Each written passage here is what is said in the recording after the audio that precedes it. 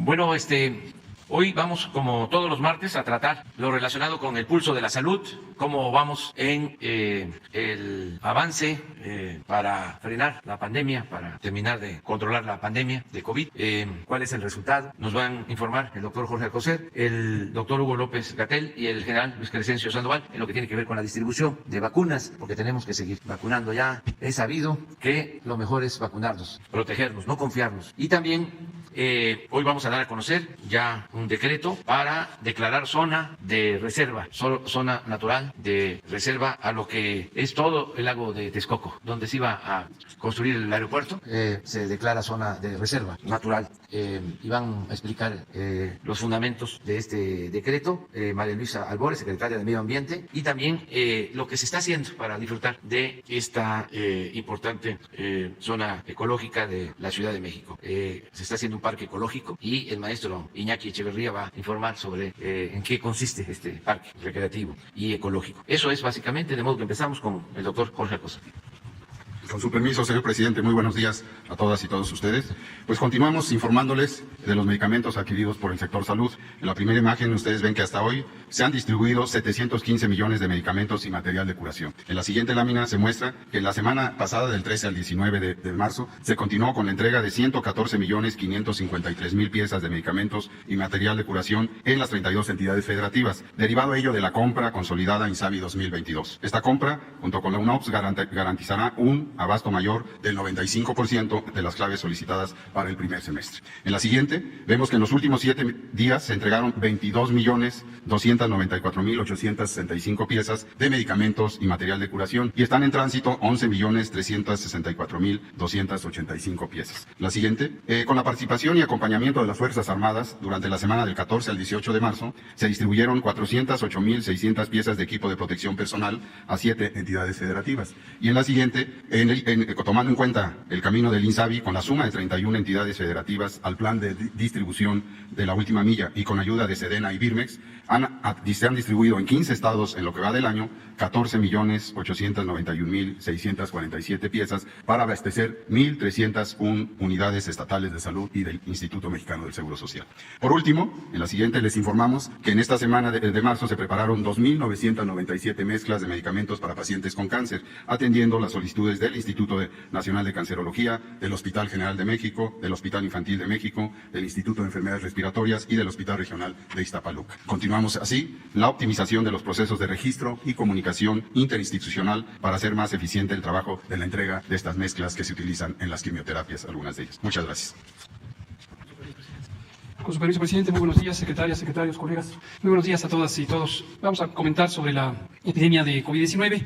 Esta es la 8ª semana consecutiva de reducción. Como pueden ver en nuestra gráfica, nuestra curva epidémica de agregación semanal, es ya mínima la actividad que se presenta. Tenemos ya la incidencia de casos mínima comparado con todo el periodo de casi 2 años o más de 2 años de la epidemia. Esta circunstancia, como hemos especificado siempre, está sujeta a que se mantengan las condiciones de baja transmisión y seguramente llegaremos a un punto de mínima actividad que se prolongará por varias semanas. En la medida en que en otras partes del mundo exista actividad epidémica, desde luego siempre representa la posibilidad de que también en la región de América, que en general está a la baja en todo el continente, pudiera haber una reincorporación de la transmisión. Mientras ello no ocurra, debemos estar alentados por el hecho de que tenemos mínima actividad de la epidemia. También lo vemos en los indicadores de ocupación hospitalaria, que son relevantes. Menos del 10% desde la semana pasada, lo comentamos, de las camas COVID están ocupadas. En este momento 7% las camas generales y 5% las camas para pacientes críticamente enfermos. Esto es una reducción de 97% cuando la comparamos con el punto máximo de actividad epidémica en el ACME de la segunda curva.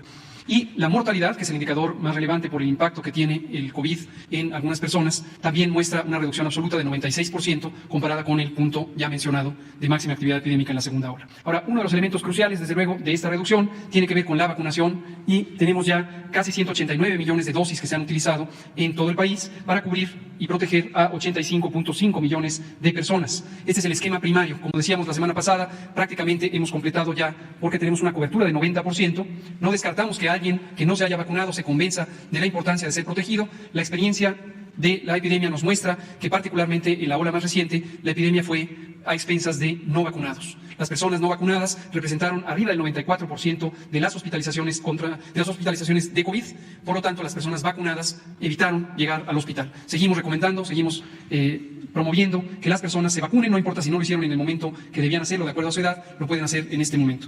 Pero tenemos ya una cobertura muy extensa y en promedios de 87%, considerando todas las personas elegibles para ser vacunadas. Esto es 90% en personas de 18 y más, 54% en 14 a 17 años y en este grupo de edad también es importante vacunarse.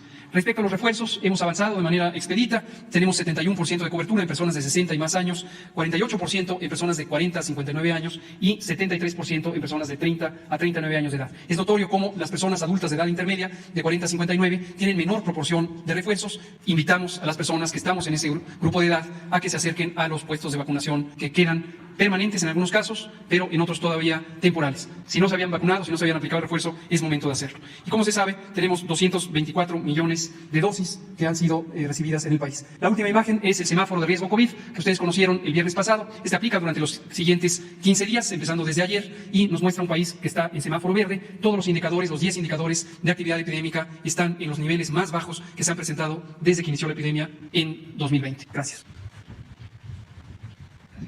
Con su permiso, señor presidente, continuamos con el informe de distribución de vacunas. Entre el 7 y 18 de marzo arribaron 3.813.000 dosis que fueron concentradas en CAN y Birmex. Se reorganizaron para poder hacer la distribución a los estados y se distribuyeron 2.077.310 dosis de la siguiente manera. Adelante, por favor. Aquí el viernes 18 hicimos la distribución por vía aérea, dos rutas se organizaron para atender a 4 estados. La ruta número 1 fue hacia Baja California Sur y a Coahuila. La ruta aérea 2, Campeche y Oaxaca, con un total de dosis de 300.000. La distribución terrestre fueron 1.777.310 dosis. De ellas acudieron Hidalgo, Querétaro y Morelos a las instalaciones de Birmex e INCAN a recoger sus dosis y se organizaron 3 rutas para abastecimiento de Jalisco, Tamaulipas y Guerrero.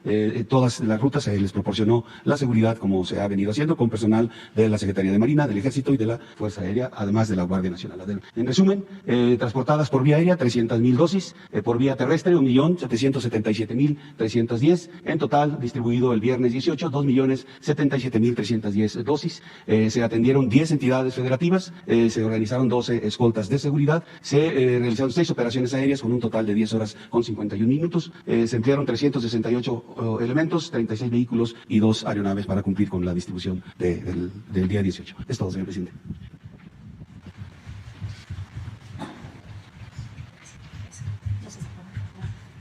Con su permiso, presidente. Pues buenos días a todos los medios de comunicación y a todos los que nos ven. Pues el día de hoy tenemos el gusto de poder platicar del área natural protegida al lago de Texcoco. Decirle que con esto cumple 2 compromisos nuestro presidente. El día de ayer fue inaugurado dónde estará el aeropuerto en Santa Lucía y también en una consulta ganó Yo Prefiero el Lago y hoy se declara el área natural protegida. La siguiente, por favor. Estas son las presiones que tuvimos para poder hacer esta área natural protegida. Recordar que se quería imponer un proyecto, el proyecto de hacer el aeropuerto donde no debería de hacerse por cuestiones técnicas, pero también por cuestiones ambientales. Estamos hablando del vaso regulador de agua más grande del Valle de Texcoco, del Valle de México. Y también la presión de desarrollos inmobiliarios y comerciales en la parte conurbana. La siguiente, por favor. Esto es el contexto que tenemos, un proceso de defensa justa del territorio y decirlo. No estuvieron ahí los pseudoambientalistas planteando esto. Quienes estuvieron fueron gente de los poblados, el Frente en Defensa de los Pueblos de la Tierra, y les damos ese reconocimiento a la gente. Desde el 2000 en esa oposición hasta que pudieron lograr que alguien les escuchara. Esa escucha fue en 2018, por eso la primera consulta popular que se hace por parte del gobierno fue en octubre del 2018, donde yo gano mexicana, yo prefiero el lago. Se empieza a hacer un proceso para hacer el área natural protegida, primero un estudio previo justificativo, por qué se nombraría área natural protegida, y en base a eso se publica, se da un espacio para que muchas y muchos consulten de qué va ese estudio previo justificativo, y en este proceso, el día de hoy, sale en el DOF, en la declaratoria, el decreto de área natural protegida. La siguiente, por favor. Estas son las generalidades de nuestra nueva área natural protegida. Cuando entramos teníamos 182, después vino el 13 de diciembre la de San Miguelito, llegamos a 183, y el día de hoy tenemos 184 áreas naturales protegidas en nuestro país. Esta es la categoría área de protección de recursos naturales, su nombre Lago de Texcoco, en donde está ubicada en el Estado de México y abarca estos 5 municipios: Apenco, Texcoco, Nezahualcóyotl, Chimalhuacán, Ecatepec, y se trabaja dentro de estos 5 municipios en 11 núcleos agrarios. Acá hacemos una muestra de la fauna que estamos preservando en esta área natural protegida. La siguiente. Este es el decreto, resalta que la publicación es el día de hoy. Hoy, 22 de marzo, es el Día Mundial del Agua, y este es un regalo para todas las mexicanas y los mexicanos. Estamos hablando del vaso regulador más importante del Valle de Texcoco. Es una superficie total de 14,000 hectáreas, 10,000, casi 11,000 son zona federal, 2,971 son en núcleos agrarios en tenencia ejidal y 369 en otros tipos como propiedad privada. La siguiente, por favor. Esta es la importancia ambiental de esta área natural protegida, y por eso se buscó defender este espacio. Es principal vaso regulador hídrico del Valle de México, tiene una capacidad de regulación de hasta 43 millones de metros cúbicos para el bienestar de más de 15 millones de habitantes de estos 5 municipios y de la capital, de la Ciudad de México. Son suelos únicos por la salinidad y alcalinidad extrema que les confiere características particulares. No hay otros suelos como estos en el mundo.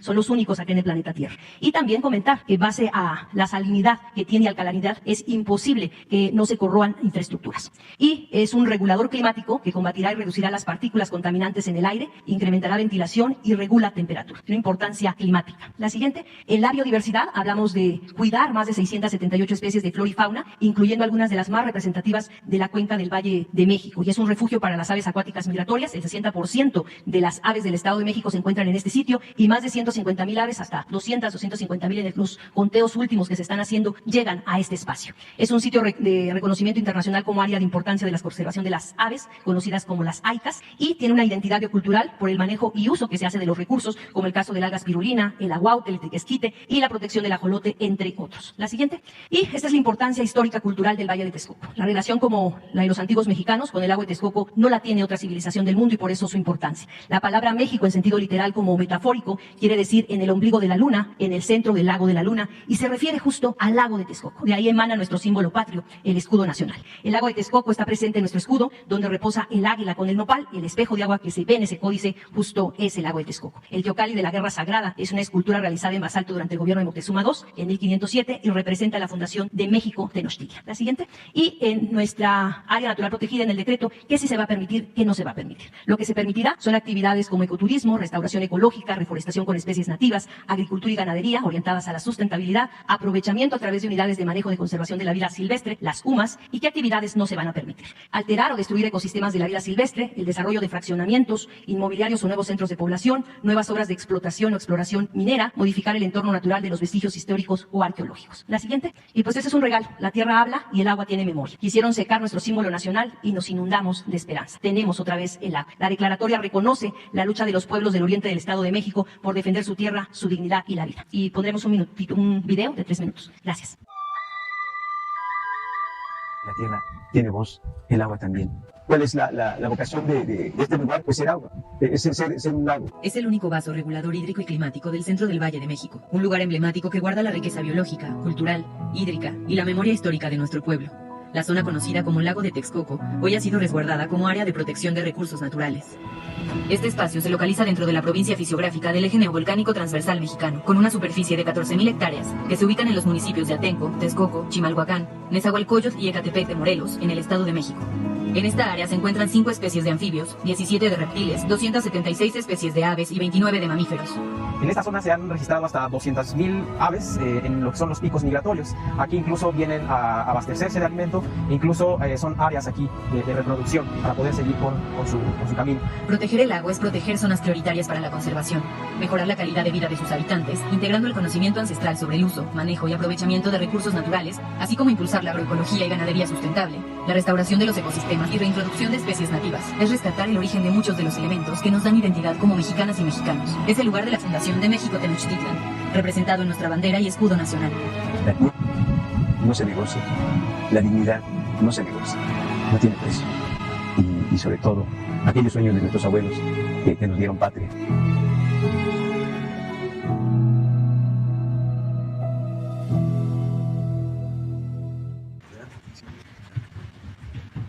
Buenos días, señor presidente. Buenos días, secretarias, secretarios, compañeros. Buenos días. Vamos a platicar un poco de los avances que tenemos en el Parque Ecológico Lago de Texcoco al mes de marzo del 2022. La siguiente, por favor.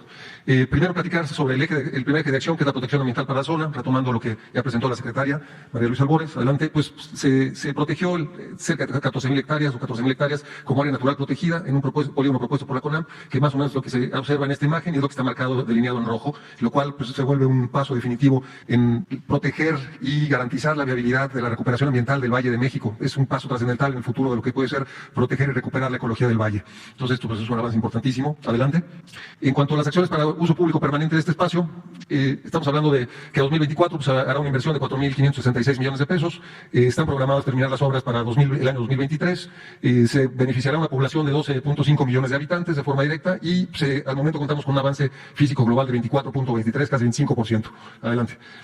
Ahora, ¿cuáles son estas acciones que estamos llevando a cabo? Bueno, principalmente estamos hablando de equipamiento deportivo y cultural, un centro de visitantes, un vivero, accesos y vialidades al parque, la recuperación, restauración del lago Naborcarrillo, la recuperación de la Ciénaga de San Juan, algunas acciones en la cuenca superior y la recuperación de las lagunas Jalapango y Texcoco Norte. Es una fotografía del vivero que ya está operando. Estamos reproduciendo cerca de 20 especies halófilas, un poquito más, y estamos produciendo cerca de 500.000 plantas mensuales.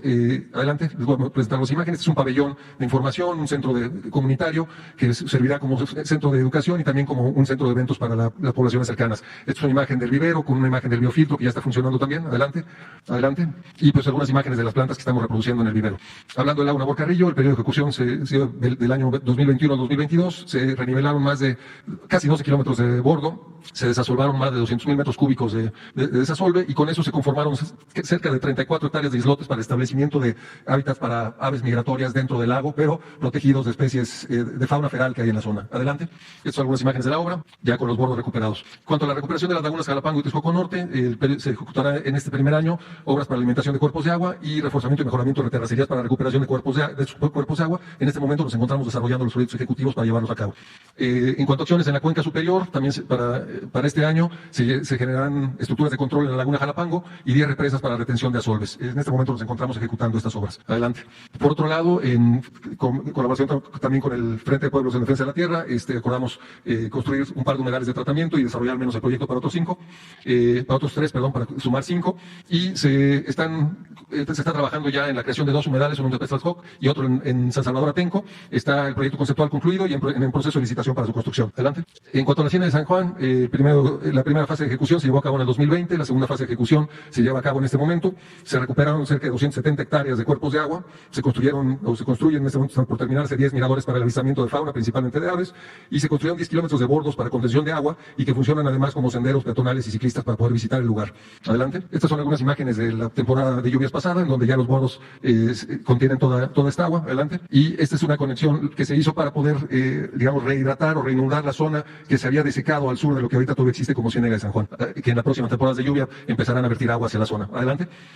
Estacionamiento en la zona, uno de los miradores que ya está terminado. Adelante. Se están llevando a cabo rehabilitación de vialidades y accesos. En este momento se rehabilitan 36 kilómetros de vialidades, se están trabajando en la construcción de los accesos peatonales y vehiculares para el parque y se han recubierto 48 hectáreas de cobertura vegetal, que es parte de los trabajos que van de la mano con estos accesos. Adelante. Aquí algunas imágenes de estas obras. Adelante. Y bueno, el equipamiento deportivo y cultural, se construye un deportivo de 260 hectáreas de extensión, 41.6 hectáreas de equipamiento deportivo y cultural, casi 12 kilómetros de senderos peatonales, 9 kilómetros de senderos ciclistas y estamos en ejecución. Adelante. Estas son las plataformas, una vista de las plataformas que ya están concluidas, mismas donde se construirá todo el equipamiento deportivo. Adelante. Aquí se pueden observar varias imágenes de las mismas, unos laberintos que construimos con material que existía en la zona. Adelante. Y esta es la distribución de lo que va a ser el deportivo, contará con canchas multiusos de entrenamiento, de fútbol principalmente, básquetbol, partes de patinaje, de americano, multitud de actividades, además de un centro de visitantes. Adelante. Aquí algunas imágenes originales de cómo todas estas plataformas van a empezar a ser ocupadas. Estas obras ya están en proceso de licitación, están en proceso de iniciar.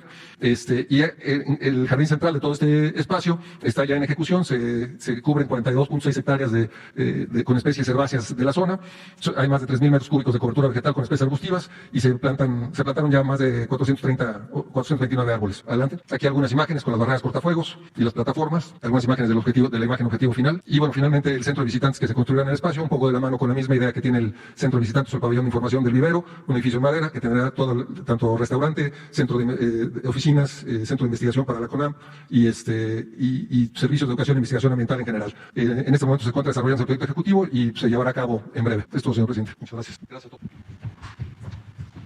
Bueno, pues esta es la exposición sobre este parque ecológico y la declaración de zona de reserva al lago de Texcoco, que es algo muy importante, la recuperación del lago. Quedaron pendientes el viernes o el jueves Miguel Reyes Razo, y aquí está Miguel y nos da mucho gusto. Adelante. Muchas gracias, señor presidente, sus colaboradores, muy buenos días y compañeros a todos. Señor presidente, recientemente se ha referido usted, o se refiere con persistencia, la dura batalla que desde el inicio de su gestión, el 1 de diciembre de 18, comenzó usted y que no cesa. Ese batallar, ese enfrentamiento, ese estar en el frente de batalla, distrae mucho del tiempo del presidente de la República, le limita actividad, impide que su desarrollo se acelerara, o por el contrario, es un frente también donde propicia avances a su plan de transformación, señor presidente.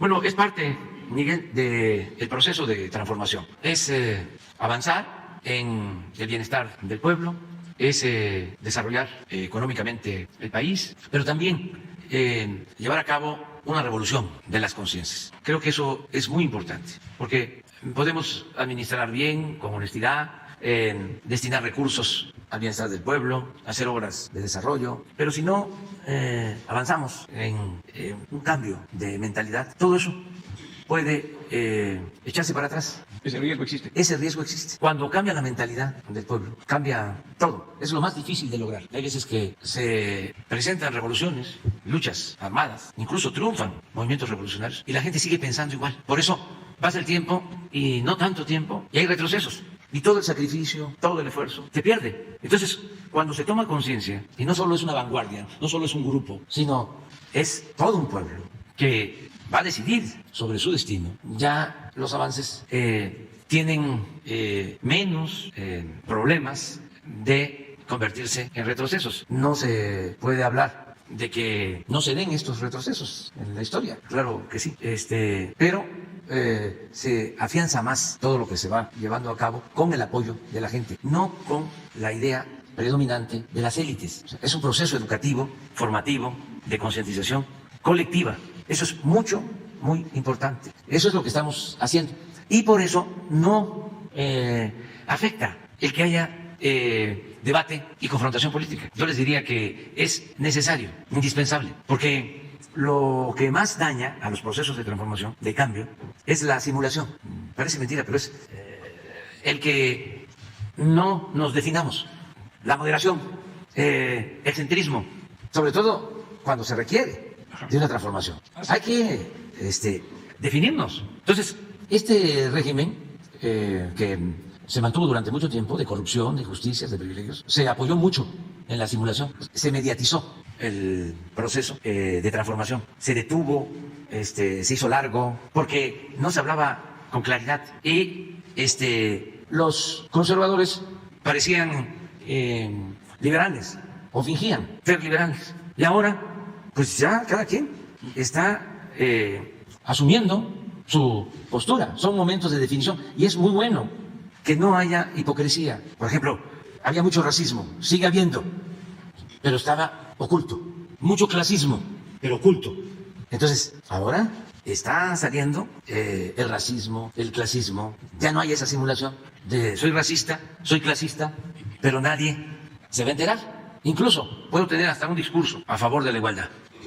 Ahora, como hay polémica, como hay confrontación política, y hay pasión, y se enojan, pues se muestran como son, muestran el cobre. Sí, por ejemplo, para ilustrar, ayer que inauguramos no lo inauguramos, que se entregó el aeropuerto, que no se puede hablar de eso.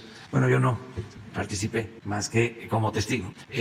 Estaban molestísimos, porque fue una obra muy polémica, de las más polémicas. A mí no me extraña porque cuando se hicieron los segundos pisos, lo mismo, tuvo una campaña todos los periódicos, no en todos, en los de derecha, los periódicos conservadores, y también en los partidos conservadores, y amparos y todo eso, y apostando a que no iban a funcionar, que se iban a caer, y luego pues copiaron y ya en todos lados hay segundos pisos. Pues yo ya sé de esto, ¿no? Lo mismo en el aeropuerto, ¿no? Amparos. Ayer comentaba yo que entonces ampararon los pobladores de los municipios cercanos al aeropuerto. Los amparos fueron de los abogados de los despachos de el grupo conservador reaccionario que se opone a todo lo que hacemos. Quisiera que nos fuera mal en todo. Entonces, decían que no íbamos a terminar nunca, que iba a ser una obra de mala calidad. Y entonces todo eso pues se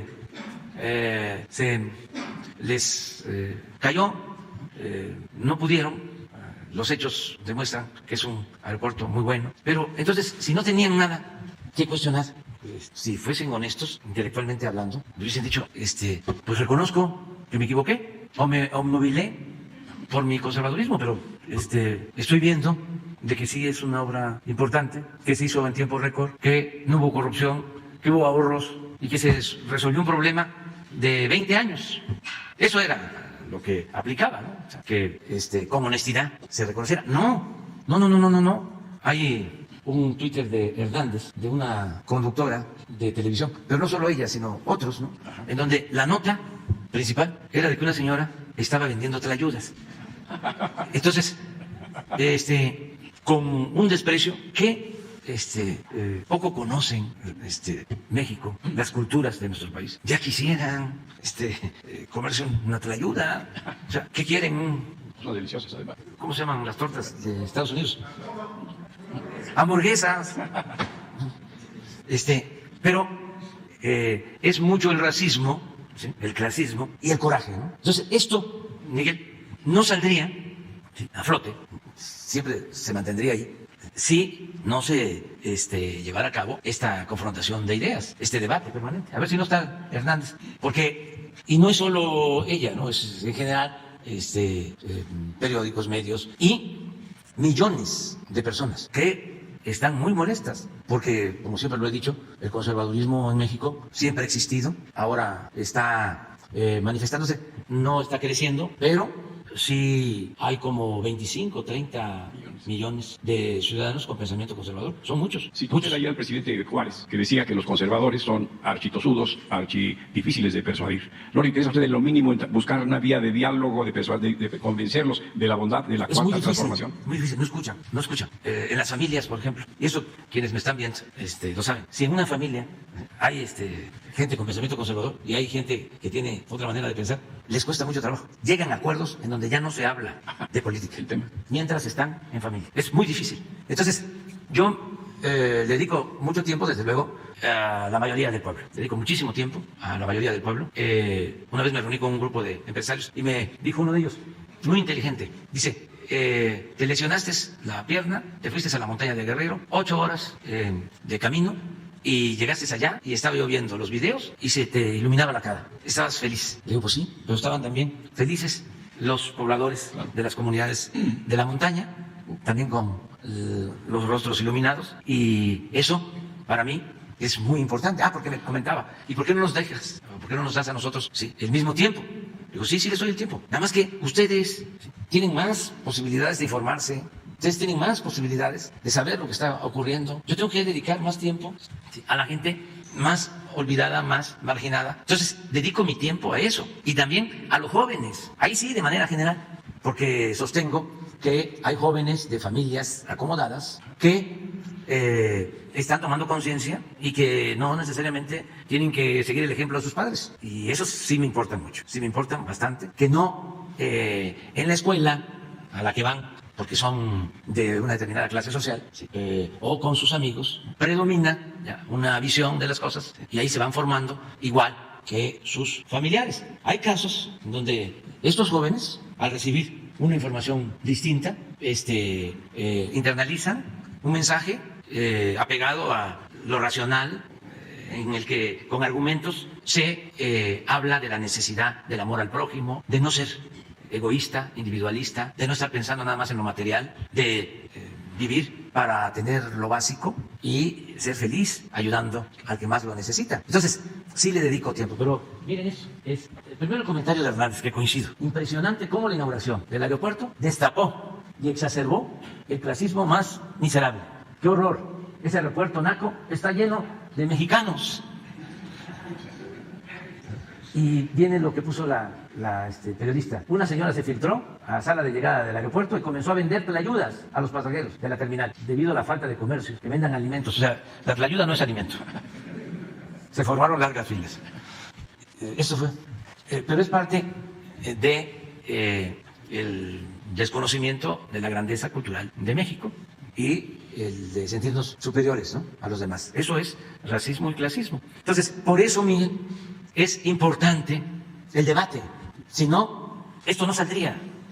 La señora estaría diciendo, fue un día histórico, se inauguró un gran aeropuerto, llevaba mucho tiempo sin hacerse una obra tan importante, y alguna crónica, no como las tuyas, sino alguna nota de color, no de tlayudas, sino la opinión de Carlos Slim de que es una obra bien construida, bien hecha, pero no, tenía que salir lo otro. O sea, y así por lo general. Por eso no hay desgaste, es parte de mi trabajo. Si no, pues buscaría yo a la señora, ¿no?, o al dueño del periódico donde trabaja, y le diría, oiga, vamos a entendernos, vamos a arreglarnos, ¿no? ¿Cómo le hacemos para que esto ya no suceda? Pues no, porque entonces no lograríamos el propósito que tenemos, que es el de que no haya simulación, hipocresía. Además, porque también esto no es ilegítimo. Cada quien puede expresarse, manifestarse. Hay plenas libertades. No se va a reprimir a nadie, no hay censura, pero que ya no se simule, que nos definamos como tiene que ser, porque dañó mucho, mediatizó, o sea, detuvo el cambio democrático, esa política de medias tintas. Afectó mucho la llamada sociedad civil, los independientes, los que no tomaban partido, las organizaciones no gubernamentales, cuando sí tenían partido, como se está viendo actualmente. Claro que tienen partido, y es el partido de los potentados, porque todos ellos defienden el statu quo, defienden a las élites y desprecian al pueblo, porque eso es un desprecio a la gente, eso no es amor al pueblo. Pero, repito, no es ella nada más, son millones y están en su derecho, nada más que, como la fábula, ahora el rey va desnudo. Nada más. Señor presidente, hace unos días se cumplió un aniversario más de la expropiación petrolera. Y hace un año, se concretó la adquisición total de una refinería en Houston, Texas. Y inquieta saber, en esa refinería que está en Estados Unidos, irán técnicos mexicanos. México tiene el pleno dominio, ya que es el dueño, ya no tiene que coparticipar con su socio norteamericano del beneficio de la propia refinería. Nuestros petroleros, tan elogiados por ser reconocidos, van a mejorar sus técnicas, importaremos o transferiremos mejor tecnología en el proceso que persigue usted de abastecer suficientes gasolinas, suficientes combustibles a México. Sí, vamos a continuar con los trabajadores de la refinería, porque lo hacen muy bien, tienen muy buenos resultados, hay buena productividad. Es una refinería que está operando al 85% de su capacidad. Para tener una idea, las nuestras, en promedio, están operando ya ahora, después de que hemos hecho una inversión importante y se han reparado plantas, ya están operando al 70%. Pero cuando llegamos, Miguel, de las 6 refinerías estaban funcionando 2, 4 estaban paradas. Es decir, estaban procesando 30% del petróleo crudo. Entonces ya las tenemos en 70, van a seguir aumentando en su capacidad porque continúa el programa de modernización. Y esta refinería de Deer Park tiene un 85% de capacidad operativa. Está prácticamente a toda su capacidad, está produciendo bien diésel y gasolinas. Entonces, los trabajadores de esta refinería, los directivos van a continuar, pero la refinería es de la nación, es de México, ya se adquirió. Sí. Ya todos los beneficios son para México. Sí, México la dirige, es ya completamente. Pero no se cambia el personal, se mantiene el personal. Y también estamos formando con el Instituto Mexicano del Petróleo a nuevos ingenieros, refineros, que vamos a necesitar para la nueva refinería de Dos Bocas y para unas plantas que estamos modernizando, incluso terminando de construir como una coquizadora en Tula, y no descartamos también, todo va a depender del tiempo, porque no quiero dejar nada inconcluso, no descartamos la posibilidad de construir una coquizadora en la refinería de Salina Cruz, que se quedaría esa refinería sin coquizadora y sería la única que estuviese produciendo combustóleo. Y producir combustóleo no es lo mejor. Con la planta coquizadora, ese combustóleo se convierte en gasolina y es más la rentabilidad de las plantas, y no solo eso, menos contaminación se va logrando con la modernización de las refinerías. Entonces, estamos en eso, formando a los trabajadores, a los nuevos ingenieros petroleros e ingenieros especialistas para el manejo de las refinerías. Yo sí estoy convencido de que para el año próximo, a finales del año próximo, ya somos autosuficientes, es decir, no vamos a comprar gasolinas en el extranjero ni diésel.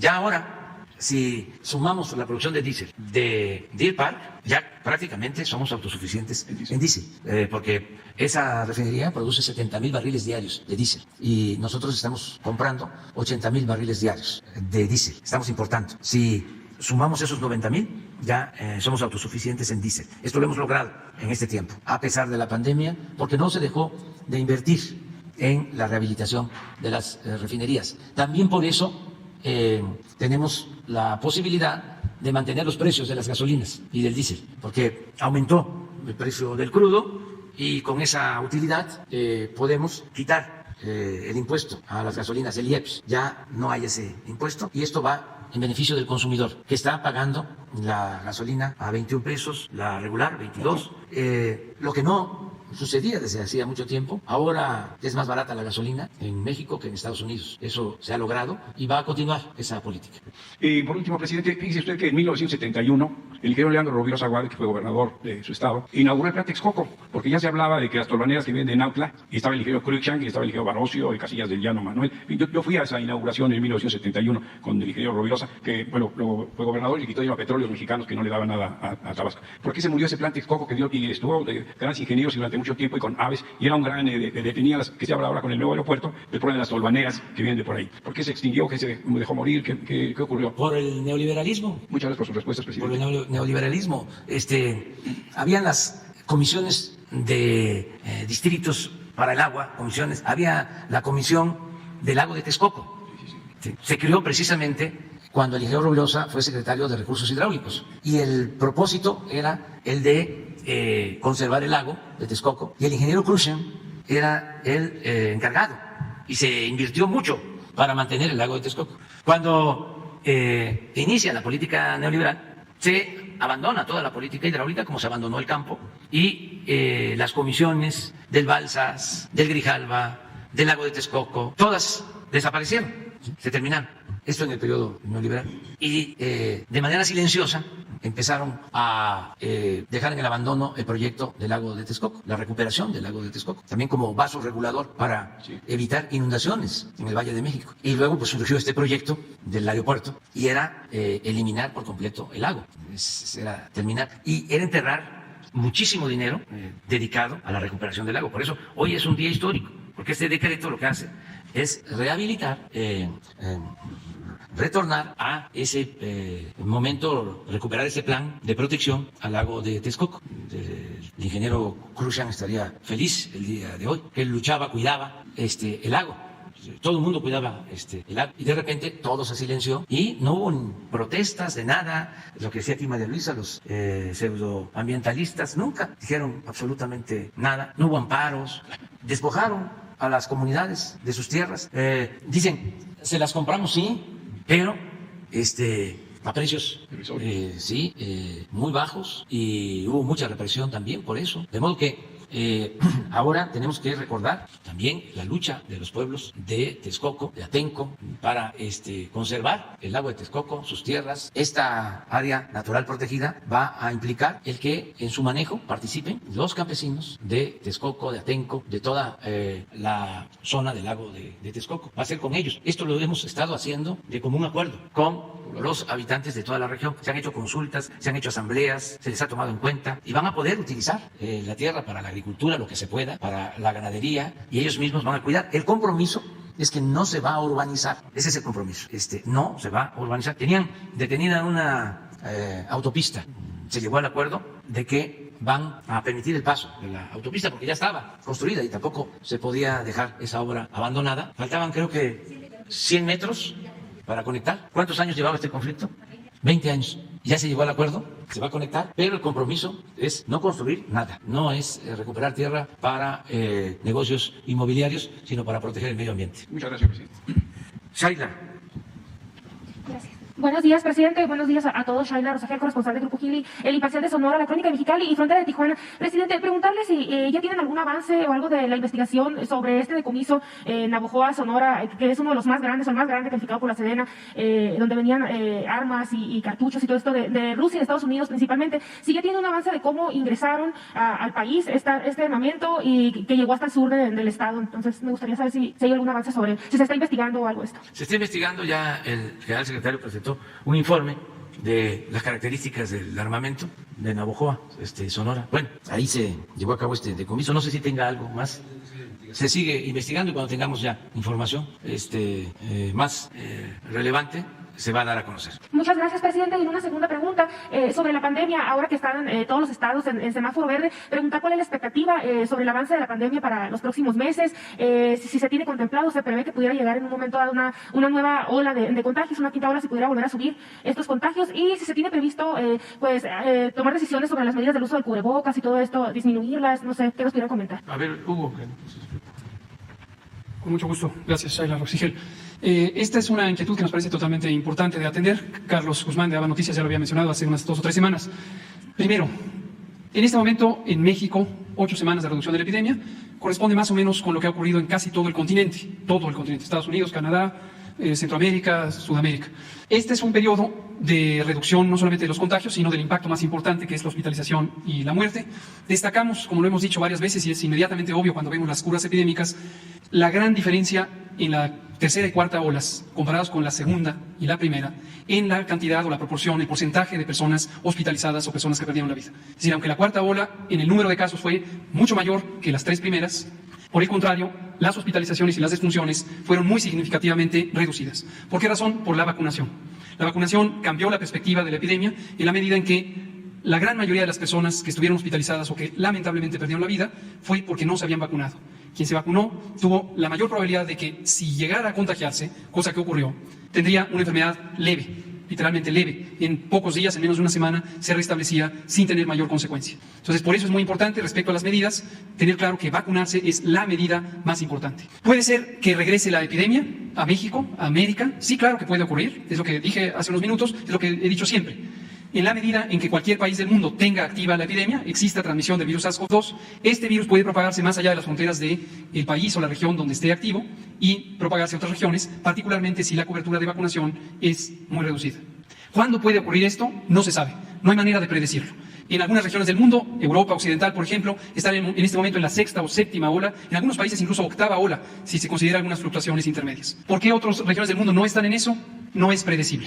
Donde hay más amplia cobertura de vacunación, el impacto es definitivamente menor, pero la transmisión del virus puede ocurrir por distintas razones demográficas, de flujo de personas, incluso de reactivación de algunas actividades sociales y económicas. ¿Eso querría decir que hay que mantener restringidas las actividades sociales y económicas? Definitivamente no. La tolerancia de las sociedades, y me refiero no solamente a un estado de ánimo, que también es importantísimo, sino la capacidad de las sociedades de resistir periodos de reducción de su actividad económica, social, de todo tipo, es limitada. No se puede mantener confinadas a las sociedades. En algunas naciones empezó a haber, de hecho, protestas en Europa Occidental, por ejemplo, por el hecho de que se mantenían confinamientos muy restringidos. Ahora, respecto a las medidas en general, incluido el cubrebocas, recuerden ustedes que desde que empezó la epidemia en México y se establecieron las distintas medidas en lo que en su momento fue la Jornada Nacional de Sana Distancia, dejamos muy en claro 2 preceptos fundamentales. El primero es que el equilibrio entre confinar para reducir contagios, pero con consecuencias importantes negativas en lo social y en lo económico, con respecto a la posibilidad de abrir para liberar esas actividades sociales, económicas, de desarrollo, de bienestar, a pesar de que pudiera haber contagios, es un equilibrio dinámico. En todo momento hay que hacer ese equilibrio. Y no es un solo equilibrio, no es para todo el país. En cada entidad federativa se comporta de manera diferente, lo hemos estado viendo con el semáforo de riesgo COVID. Por eso definimos el semáforo de riesgo COVID por entidad federativa, para que en una entidad donde hay alta transmisión se tomaran medidas más restrictivas, en otra donde hay menor transmisión se liberara para tener los beneficios de la actividad social y económica. Hoy tenemos semáforo verde en todo el país, eso es muy afortunado, esto no había ocurrido, hoy tenemos todo el país con muy baja transmisión. Y el segundo precepto muy importante, que también dejamos establecido desde el principio, y hay razones técnicas, pero también de política pública, es la convicción de que el pueblo de México es un pueblo muy solidario y muy responsable. No hay que estarlo tutelando, no hay que estarlo limitando, no hay que estarlo forzando. Este modelo de restricción, muy severo en muchas naciones, no lo consideramos viable para México, por esta convicción de que tenemos un pueblo muy consciente, muy participativo, muy solidario. En México nunca establecimos obligaciones para el individuo. El cubrebocas nunca lo hemos establecido de uso obligatorio, porque sabemos que el pueblo de México responde de manera consciente y solidaria. Y esto está demostrado.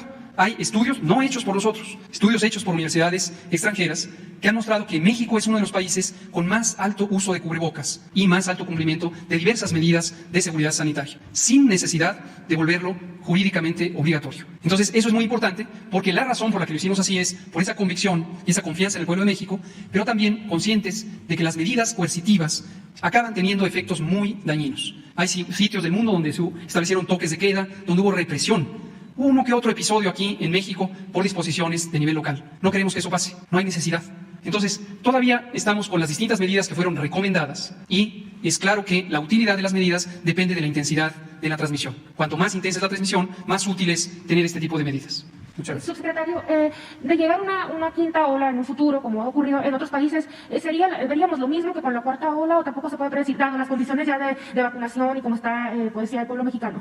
Sí, todo depende de las características biológicas del virus. Este es un virus que, como ocurre con otros virus de la misma gran categoría, los virus RNA, muta y se transforma y va dando lugar a virus que pueden ser de comportamiento diferente.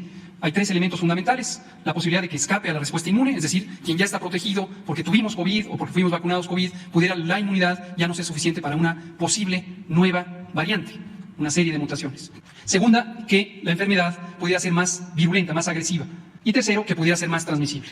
No es posible predecir qué nueva variante va a ocurrir. Este es un proceso biológico de transformación espontánea de los virus y depende de cómo es la dinámica de transmisión, es cómo se va a ir seleccionando aquellas variantes que pudieran tener estas características. Con Omicron lo vimos el 26 de noviembre del año pasado, se conoció en el mundo la variante Omicron, hubo una gran respuesta desde nuestro punto de vista y lo declaramos el mismo día que se dio a conocer, nos parecía exagerada y fuera de proporción con la evidencia científica disponible. Cayeron las bolsas de valores del mundo, más de 85 naciones en el mundo establecieron medidas coercitivas, sobre todo de limitación de entrada de personas de otras nacionalidades, situación que nunca ha sido de gran utilidad. Parecía más una respuesta no técnica, quizá con otras motivaciones de carácter político o económico. En México tomamos una decisión sensata, cautelosa, documentada, y recomendamos no hacer este tipo de medidas que dañan al bienestar, dañan a la sociedad. Dado que la evidencia sugería que Omicron era una variante más transmisible, como lo fue, pero mucho menos virulenta, en especial si se tienen altas coberturas de vacunación. Aquí recibimos distintas críticas en algunos medios de comunicación, pero mantuvimos nuestra postura, que siempre ha sido amparada en la ciencia y con esta confianza en el pueblo de México. ¿Qué ocurrió? Tuvimos variante Omicron, muchos casos, pocas hospitalizaciones, pocas defunciones y el planteamiento que hicimos se demostró. En el futuro no sabemos si llega una variante semejante, el comportamiento será el mismo. Si llegara, toco madera, una variante más agresiva, pues ya tendríamos que tomar otro tipo de decisiones. Pero no hay manera de adelantar vísperas. Todos los días monitoreamos el curso de la epidemia, todos los días ajustamos nuestras recomendaciones de acuerdo a la realidad. Muchas gracias. Y lo mejor es vacunarnos, los que todavía les falta la vacuna, el refuerzo. Eso está ya muy demostrado, está aprobado, que la vacuna protege. Si queremos sacar una conclusión rápida, es que con la vacuna tenemos más posibilidades de enfrentar la pandemia, sin ir al hospital y sin agravarnos. Para que todo el que falte de vacunarse, todavía es tiempo, que no nos quedemos con las dos aplicaciones, que también tengamos la de refuerzo, porque estamos sintiendo que nos estamos relajando y no hay que confiarnos. Ya los que tienen dos, les falta una, hay que aplicarse la de refuerzo. Y seguimos trabajando en las comunidades más apartadas. Y ahí vamos a estar, porque es una garantía ante cualquier circunstancia futura. El estar vacunados es una ventaja, es una gran ventaja. Muy bien, Carlos Guzmán.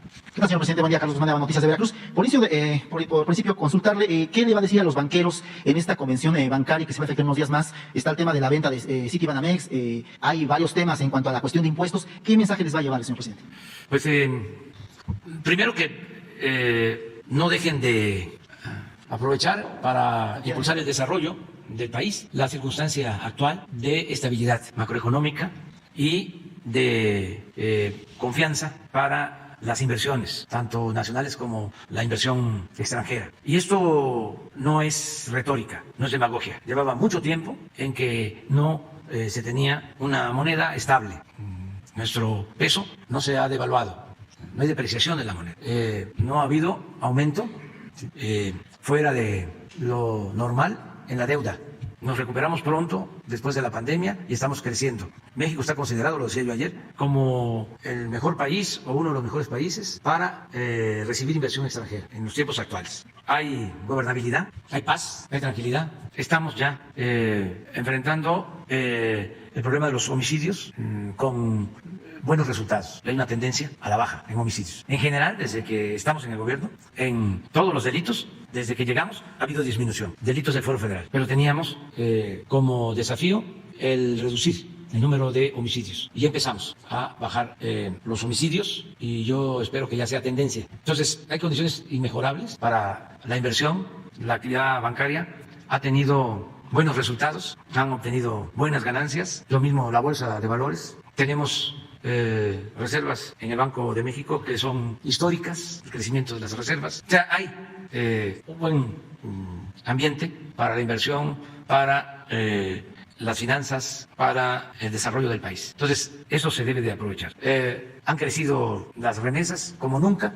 No vamos a dejar de reconocer lo que han hecho nuestros paisanos. Por cierto, ahora se hizo una modificación al censo sobre hispanos en Estados Unidos y se tuvieron que agregar 2, 3, no sé, creo que hasta 6 millones más, o sea, en el censo. Y de modo que aumenta el número de mexicanos en Estados Unidos. Son más de los que se tenían en el último censo de Estados Unidos, nuestros paisanos, que nos han ayudado mucho. Y esas remesas, pues, se depositan y se envían por el sistema bancario. Incluso yo hice el compromiso desde la primera convención bancaria de que íbamos a dar a conocer qué bancos ofrecían las mejores condiciones para nuestros paisanos que envían remesas a sus familiares. Y lo otro, que también es importante, es que no han cambiado las reglas. No se han hecho modificaciones para reducir por decreto los márgenes de utilidad o de intermediación, el cobro de comisiones. Entonces, todo eso lo vamos a tratar. Y lo del banco, sí, que queremos que, ya lo hemos dicho, que sean mexicanos los que adquieran este banco, que tengan solvencia económica para proteger a los ahorradores, que estén dispuestos a mantener todo el acervo cultural del banco en nuestro país, que no se vaya al extranjero y que se ponga en exhibición permanente para que todos los mexicanos puedan conocer ese acervo. Son de las condiciones básicas.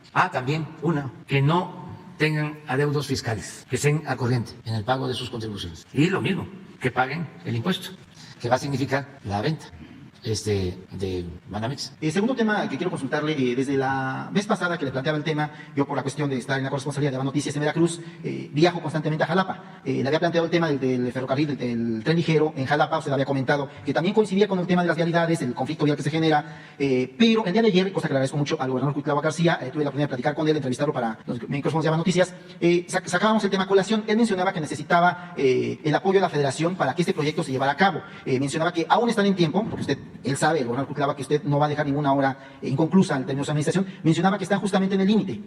La petición de muchos jalapeños, de muchas personas que habitan en la zona metropolitana de Jalapa es ver la posibilidad de que usted, junto con el gobernador, finalmente se logre este sueño que anhelan muchos jalapeños, que es tener un tren ligero que les ayude a solucionar este tema. El gobernador ayer me comentaba de que el proyecto ya está, falta un dinero, por ahí, si no me recuerdo, son creo que 3 millones de pesos para completar el estudio técnico, pero todo ya está. Prácticamente es nada más que en la federación se tenga el sí, obviamente usted lo apruebe y finalmente se ponga el proyecto a trabajar y antes de que termine en septiembre su sexenio se pueda inaugurar esta obra. No sé si le ha comentado el gobernador esto que ayer me comentaba a su servidor o si hay alguna posibilidad de que finalmente los jalapeños puedan obtener ya al final de su administración un tren ligero para Jalapa, señor presidente. Sí, estamos en eso. Todavía no se cancela la posibilidad y estamos en tiempo. Ya tenemos que resolver en abril sobre este proyecto. Como 1 o 2 más, ya no podemos comprometernos a proyectos grandes porque ya no nos va a alcanzar el tiempo. Y eso dependiendo también de lo que pase el 10 de abril. Pero tenemos que ya definir por tiempo. Básicamente es eso. tenemos que terminar muchas obras que tenemos en proceso y estamos pensando concluirlas a finales de diciembre, a finales del año próximo, en diciembre. El 23, sí, para que nos quede 24 de operación, de mantenimiento, ya no acercarnos a septiembre del 24, sino en diciembre, todo en diciembre. Entonces ese es el tema y ahí estamos enfrentando también otra situación, también heredada del desastre neoliberal. No hay muchas empresas constructoras, ¿no? Y no hay empresas constructoras responsables, que eso es lo otro. Ya puede ser que haya muchísimas, pero fueron las que se fueron creando para la corrupción. Y esas que se quedaban hasta con los anticipos. O empresas grandes con más abogados que ingenieros, porque recibían contratos y desde que recibían el contrato ya estaban pidiendo ampliaciones. Y no avanzaban, y no avanzaban, y no avanzaban. Y nosotros hemos enfrentado a eso. Afortunadamente, como hemos cuidado este asunto y no hay influyentismo, hemos podido salir adelante. Pero tenemos que cuidar, porque si no, nos dejan tiradas las obras. Es falta de empresas responsables. Fíjense, de las herencias, falta de médicos, de especialistas, falta de abogados con dimensión social. O sea, era la decadencia. Por eso no había más que la transformación. ¿Cómo se enfrenta una decadencia? Pues con una transformación, con un cambio radical, de raíz, arrancar de raíz la corrupción. Hay un abogado, fíjense, lo voy a mencionar, el abogado Valadez, Diego Valadez, hijo de un historiador de lo mejor, José Valadez. Don José Valadez, como don Daniel Cosío Villegas, nos ayudaron muchísimo a entender nuestra historia. Además dedicaron toda su vida a hacer investigaciones históricas. Y el abogado Valadez se inconforma porque se le hacen honores al general Felipe Ángeles, bajo el supuesto de que el general Ángeles fue enjuiciado y fusilado. Bueno, si a esas vamos, Hidalgo también fue enjuiciado y asesinado. Y Morelos, pero a ver si no tienes un tuit de Pedro Salmerón, que es historiador, que lo vi porque lamentaba esta situación, por lo mismo, porque el conservadurismo los obnubila, están enojados, así como recomendación respetuosa, no hay que enojarnos, no hay que enojarnos, aunque tengamos el corazón caliente, la cabeza fría, respirar profundo, ¿no? Antes de poner un mensaje, pensarlo, contar hasta el 10, porque estas cosas, ¿no? Pero bueno. Y finalmente, plantear el tema del agua. Hace también algunos meses le comentaba lo que está sucediendo en el sur de la Ciudad de México. Usted fue jefe de gobierno cuando era la secretaria de Medio Ambiente, la actual jefa de gobierno, Claudia Sheinbaum. Hay un problema en la parte sur de la Ciudad de México, que es la que recarga los mantos freáticos tanto del Valle como un poquito más allá también incluso parte de Morelos, que es el tema de la Sierra del Chichinautzin, aprovechando que está aquí la secretaria de Medio Ambiente. En la alcaldía de Milpalta hay un problema muy grave en cuanto a la cuestión de invasión de tierras, también de venta de tierras que la mayoría son comunales, salvo la parte de Tecómic, que usted conoce muy bien, las demás son tierras comunales. La gente en esta parte de la Ciudad de México no es propietaria, no hay escrituras, es posesionaria. Pero con ese vacío que hay, hubo un problema de la representación comunal. Se llevó 20 años en elegir una representación comunal. Ahorita, si no mal recuerdo, ya la hay. Pero hay un tema de incertidumbre ahí, que es los límites entre Xochimilco y la alcaldía de Milpalta. Desgraciadamente, en esta parte de la ciudad se está dando una invasión hormiga de barrancas. Si usted ha viajado por la carretera Xochimilco-Huastepec, hay una parte de barranca entre Xochimilco y Milpalta. Esa parte se está invadiendo mucho. También la parte pegada a Morelos, donde está un centro de educación para la salud del Politécnico, está ya prácticamente invadida en la parte de Morelos, pues por la parte de que no ha habido certidumbre en la cuestión de la representación comunal, ya la hay. El tema es de que si se sigue invadiendo, prácticamente la parte de Xochimilco se va a quedar sin recarga de agua. Seguramente la Secretaría de Medio Ambiente lo sabe. Es pedirle o ver la forma de que el decreto, porque hay un decreto, y aquí el señor Reyes Razo, que es histórico en la cuestión del periodismo, no me deja mentir, hay un decreto de la Sierra del Chichinautzin, que incluye la parte de Milpalta hasta el Ajusco, es un decreto presidencial, pero no incluye esta parte que se está invadiendo. No sé si hay alguna posibilidad de que la secretaria o alguna persona, el procurador agrario, puedan trabajar el tema, porque es una invasión que va a afectar en algunos años la recarga de mantos freáticos en la parte de Xochimilco, y obviamente, después de la parte de Lerma, Cutzamala, que traemos agua a la Ciudad de México, la parte de Xochimilco es la que más baterías de pozos de agua tiene. Esa agua viene de la Sierra del Chichinautzin, y sí sería importante que, al igual que se hizo con Texcoco, con la recuperación del lago, también se trabajara la recuperación o un decreto para que esta zona se preservara como de valor ambiental, señor presidente. Muchas gracias. Pero le encargamos a ti, si te parece, lo tomamos en cuenta y le pedimos a María Luisa que lo analice y que se ponga en comunicación con la jefa de gobierno, con Claudia Sheinbaum, ¿no? ¿Tienes ahí a ver? ¿Es qué? El general Felipe Ángeles fue sentenciado por el delito de rebelión por un consejo de guerra y fusilado. Jurídicamente es cuestionable que se le rindan honores militares sin que se le declare inocente en forma póstuma. El ejército mexicano nunca ha jugado con la ley. Entonces, lo que dice Pedro es, de verdad, hasta gente que antes parecía inteligente, se están volviendo loca por la rabia, dice la cara, pero es loca. Me comparten esto y etiqueto a 2 maestros que han trabajado recientemente el juicio de Felipe Ángeles, y un abogado historiador. No es solo como lo plantea el maestro, el abogado Diego Valadez, no es un asunto jurídico, es una reivindicación histórica a un destacado dirigente de las Fuerzas Armadas, leal a Francisco I. Madero, el apóstol de la democracia. Si algo simboliza el general Felipe Ángeles es la lealtad, entre otras cosas. Entonces, sí, es un juicio histórico. A mí me gustaría que se leyera el libro de Adolfo Gili sobre el general Felipe Ángeles. Es un trabajo extraordinario, es uno de los mejores militares en toda la historia de México. Entonces, lo demás puede ser que se evitó o se omitió el procedimiento legal, pero eso es un asunto secundario. Ni siquiera alcanza para decir que el ejército mexicano nunca ha jugado con la ley, si no es un exceso. Pero es su postura política. Y no era así, porque fue procurador en la época de Carlos Salinas, pero ahora sí ya es muy estricto, muy apegado a la ley. Pero qué bueno, es lo que hablábamos, de que todo mundo se tiene que, no obligatoriamente, pero sí es momento de definiciones. Y por eso estamos viviendo un tiempo muy interesante. A ver, Judith. Buenos días, presidente. Judith Sánchez Reyes, corresponsal de Imagen del Golfo de Veracruz. Presidente, preguntarle, hace unos días se dio a conocer que el Congreso de Estados Unidos destinará más de $158 millones en ayuda bilateral para seguridad a México. Sin embargo, el presidente Joe Biden estableció un veto para evitar que estos fondos lleguen a efectivos militares y ejecuten labores de seguridad pública. ¿Cómo interpreta su gobierno esta decisión? ¿Tendrá alguna repercusión? No tengo información oficial sobre este caso y nosotros no queremos ayuda militar, no estamos solicitando ayuda militar. Ya cambió la relación de cooperación con Estados Unidos, ya no es el tiempo del plan Mérida que nos daban de helicópteros o aviones artillados o equipos bélicos. Nosotros ahora lo que queremos es cooperación para el desarrollo. Lo que estamos planteando es que Estados Unidos invierta en Centroamérica para atender las causas de la migración. No queremos eso. Además, no sé si sea oficial, no nos han notificado nada, yo no tengo todavía ninguna información.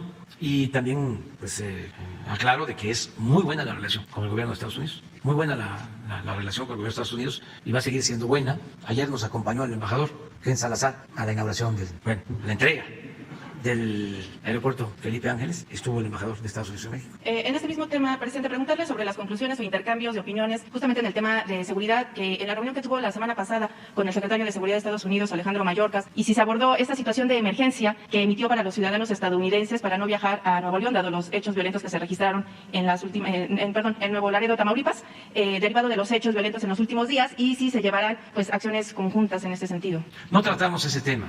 Coincidió que ese día hubo una acción en Nuevo Laredo y se detuvo a un ciudadano estadounidense, mexicano-estadounidense, pero con antecedentes de delincuencia, presunto responsable de delitos en Estados Unidos y una deportación.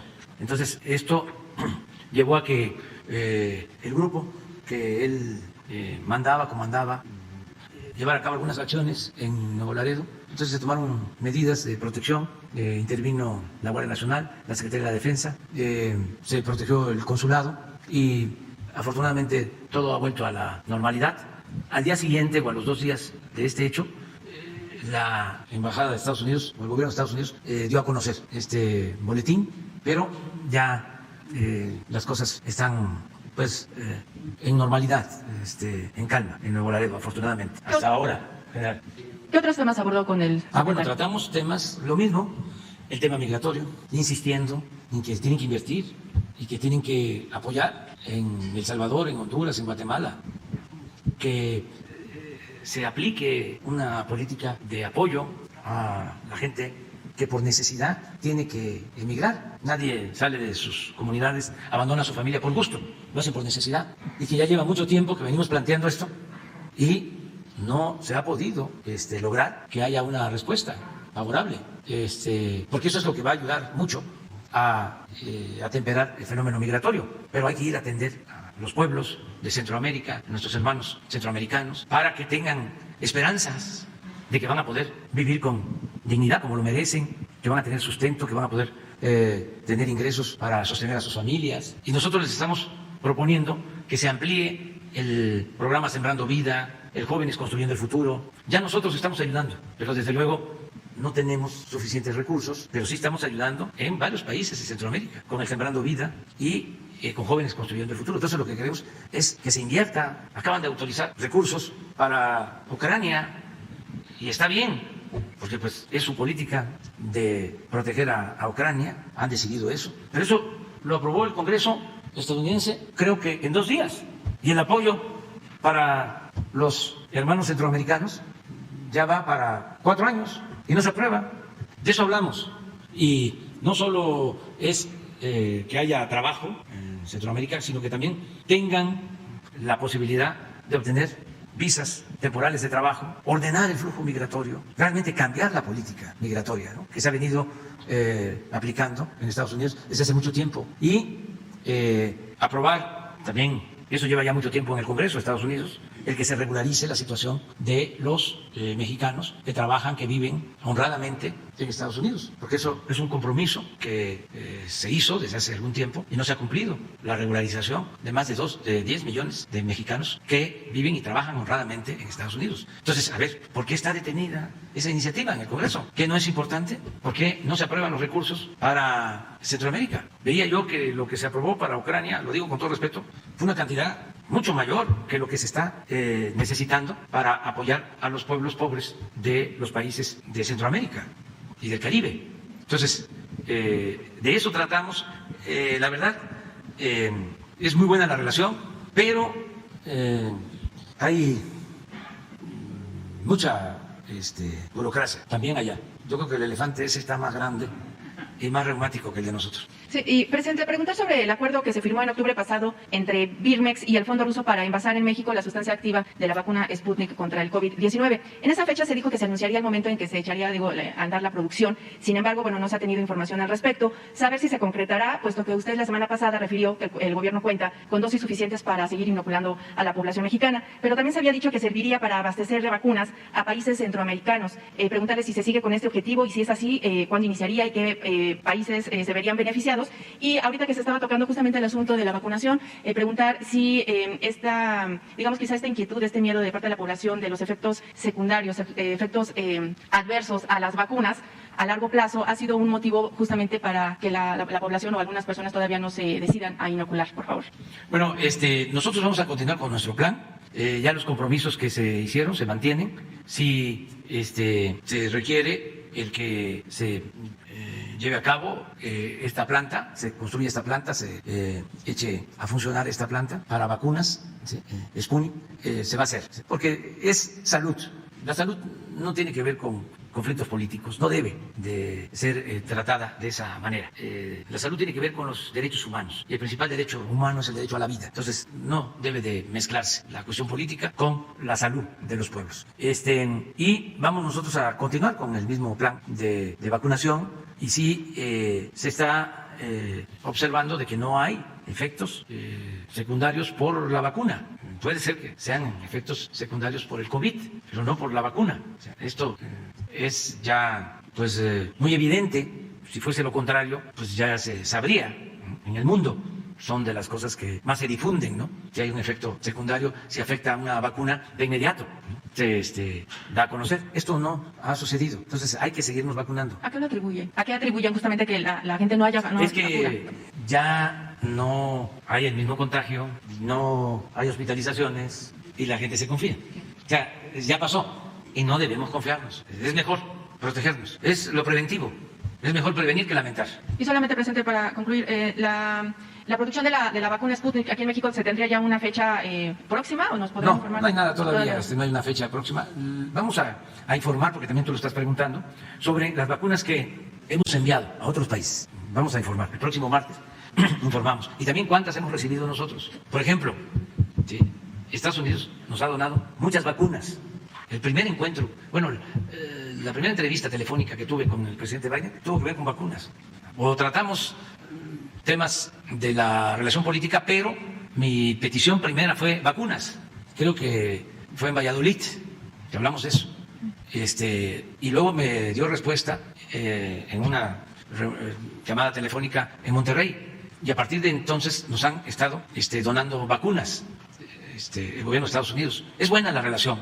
O sea, no tenemos nada de qué quejarnos. Además, han sido muy respetuosos de nuestra soberanía acaba de escribir un libro, el que fue procurador, Barr, el que fue procurador cuando el presidente Trump, y tiene un capítulo sobre la relación con México. Y él defiende una postura de manera legítima y dice que nosotros pues mantuvimos una postura y que fuimos muy celosos de defender nuestra soberanía y ellos fueron muy respetuosos y hubo, y él lo cuenta, diferencias, dos políticas distintas y habla de algo que simplifica mucho las cosas pero que al mismo tiempo demuestra que tenemos posturas distintas, no solo con el gobierno de Estados Unidos, sino también con mucha gente de otras partes del mundo y con el bloque conservador de México.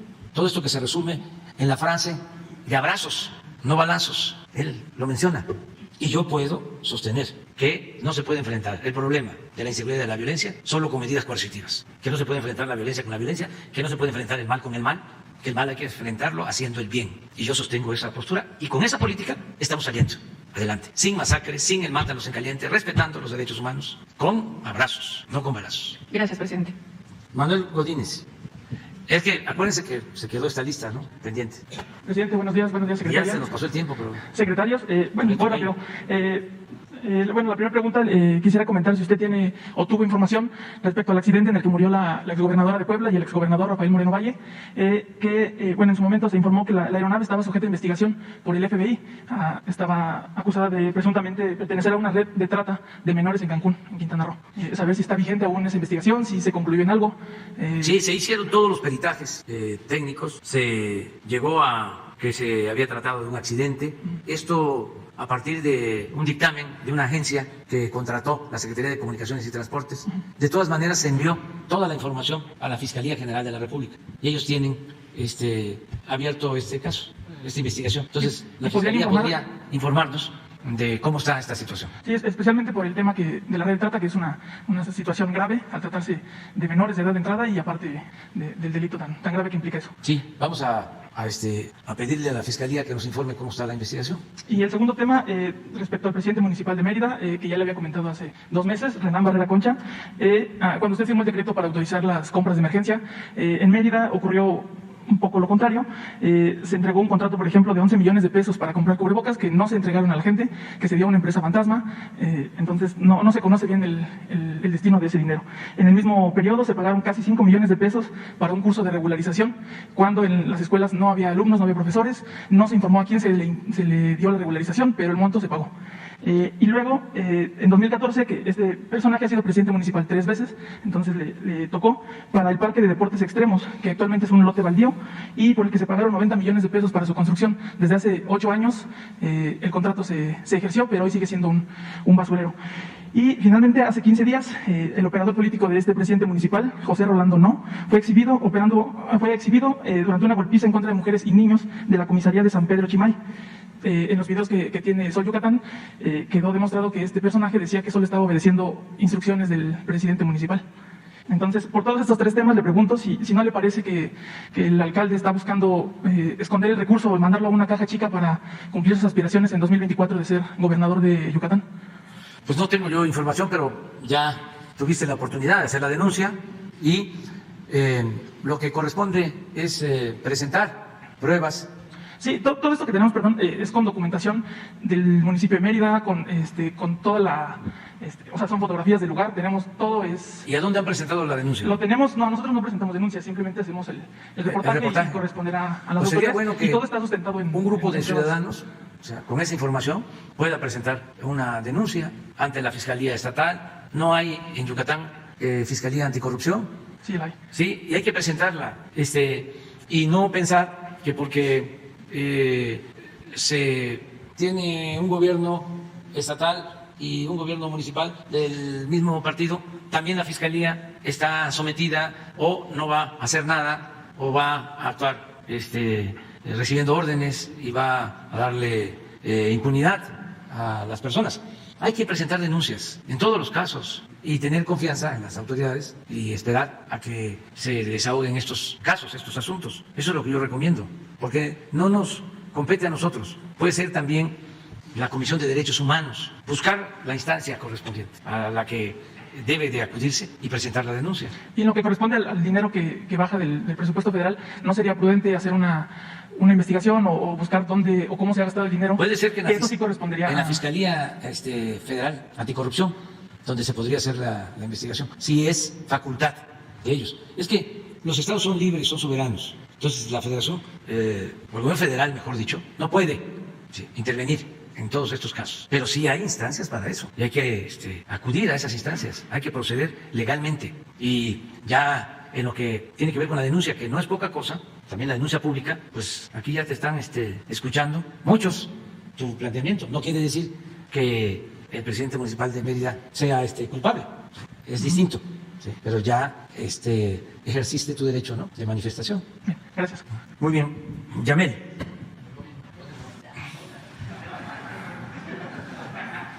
Mañana seguimos. Muchas gracias.